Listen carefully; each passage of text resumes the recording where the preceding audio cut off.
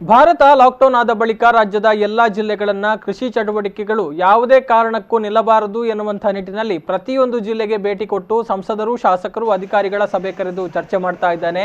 ರೈತರಿಗೆ ಯಾವುದೇ ರೀತಿ ತೊಂದರೆಗಳಾಗದಂತೆ ನೋಡಿಕೊಳ್ಳಲಾಗುತ್ತೆ ಅಂತ ಕೃಷಿ ಸಚಿವ ಬಿಸಿ ಪಾಟೀಲ್ ಹೇಳಿದ್ದಾರೆ.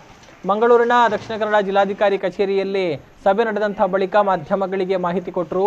ಲಾಕ್ಡೌನ್ ಆದ ಬಳಿಕ ರಾಜ್ಯ ಮತ್ತು ಕೇಂದ್ರ ಸರ್ಕಾರ ಕೊಟ್ಟ ಆದೇಶ ಕಾರ್ಯಗತವಾಗ್ತಾ ಇದೆಯಾ ಎನ್ನುವ ನಿಟ್ಟಿನಲ್ಲಿ ರಾಜ್ಯದ ಎಲ್ಲಾ ಜಿಲ್ಲೆಗಳಿಗೆ ಭೇಟಿ ಮಾಡಿ ಕೃಷಿಕರನ್ನ, ವರ್ತಕರನ್ನ, ಜನಪ್ರತಿನಿಧಿಗಳನ್ನ ಹಾಗೂ ಅಧಿಕಾರಿಗಳನ್ನ ಕರೆದು ಸಭೆಗಳನ್ನು ನಡೆಸ್ತಾ ಇದ್ದೇನೆ. ರೈತರು ಕೃಷಿ ಚಟುವಟಿಕೆಗಳನ್ನು ಮುಂದುವರಿಸಬೇಕು ಮತ್ತು ರೈತರಿಗೆ ತೊಂದರೆಯಾಗಬಾರದು. ಬಿತ್ತನೆ ಬೀಜ, ಗೊಬ್ಬರವನ್ನ ಯಾವ ರೀತಿ ರೈತರಿಗೆ ಒದಗಿಸಬೇಕು ಅನ್ನೋದರ ಬಗ್ಗೆ ಚರ್ಚೆ ಮಾಡಿಕೊಂಡು ಬಂದಿದ್ದು ಸಾಕಷ್ಟು ವಿಚಾರಗಳು ನಮ್ಮ ಗಮನಕ್ಕೂ ಬಂದಿದೆ. ಕೆಲವೊಂದು ವಿಷಯ ಮತ್ತು ವಿಚಾರಗಳ ಬಗ್ಗೆ ಅಭಿಪ್ರಾಯವನ್ನು ಸಂಗ್ರಹಿಸಿ ಸರ್ಕಾರಕ್ಕೆ ವರದಿಯನ್ನ ಕೊಡಲಾಗುತ್ತೆ ಅಂತ ಬಿಸಿ ಪಾಟೀಲ್ ಹೇಳಿದರು.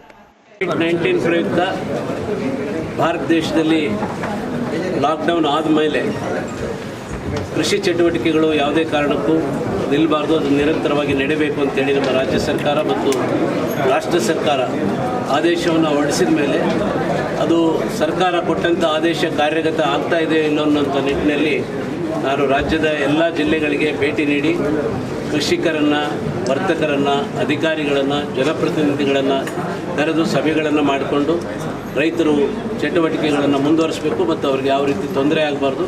ಮತ್ತು ಮುಂಗಾರು ಪ್ರಾರಂಭ ಆಗಿರೋದ್ರಿಂದ ಬಿತ್ತನೆ ಬೀಜ, ಗೊಬ್ಬರ ನಮ್ಮ ಸರ್ಕಾರದಿಂದ ಯಾವ ರೀತಿ ಅವರಿಗೆ ಒದಗಿಸಬೇಕು, ಎಷ್ಟೆಷ್ಟು ಸಪ್ಲೈ ಇದೆ, ಎಷ್ಟು ಆಗಬೇಕು ಅನ್ನೋ ಬಗ್ಗೆ ಚರ್ಚೆ ಮಾಡ್ಕೊಂಡು ಬಂದಿದ್ದೇನೆ. ಇದು 29ನೇ ಜಿಲ್ಲೆ. ಇವತ್ತು ನಾನು ಸಭೆಯನ್ನು ಮಾಡಿದ್ದೇನೆ. ಇಲ್ಲಿ ನಮ್ಮ ಸಂಸದರು ಮತ್ತು ಶಾಸಕ ಮಿತ್ರರು, ಉಳಿದಂಥ ಜನಪ್ರತಿನಿಧಿಗಳು ಹಾಗೂ ಅಧಿಕಾರಿಗಳ ಜೊತೆಗೆ ಸಭೆ ಮಾಡಿದ್ದೇನೆ. ಸಾಕಷ್ಟು ವಿಷಯಗಳನ್ನು ನನ್ನ ಗಮನಕ್ಕೆ ತಂದಿದ್ದಾರೆ. ಸಾಕಷ್ಟು ವಿಷಯಗಳು ಸರ್ಕಾರದಿಂದ ಆಗಬೇಕು ಅನ್ನೋಂಥ ವಿಚಾರಗಳನ್ನು ಕೂಡ ಅವರು ಕೊಟ್ಟಿದ್ದಾರೆ. ಅವರ ಅಭಿಪ್ರಾಯಗಳನ್ನು ಸಂಗ್ರಹಿಸಿ ಸರ್ಕಾರಕ್ಕೆ ನಾನು ಒಂದು ವರದಿಯನ್ನು ಕೂಡ ಮುಖ್ಯಮಂತ್ರಿಗಳ ಗಮನಕ್ಕೆ ತರುವಂಥ ಕೆಲಸ ಮಾಡ್ತೀನಿ.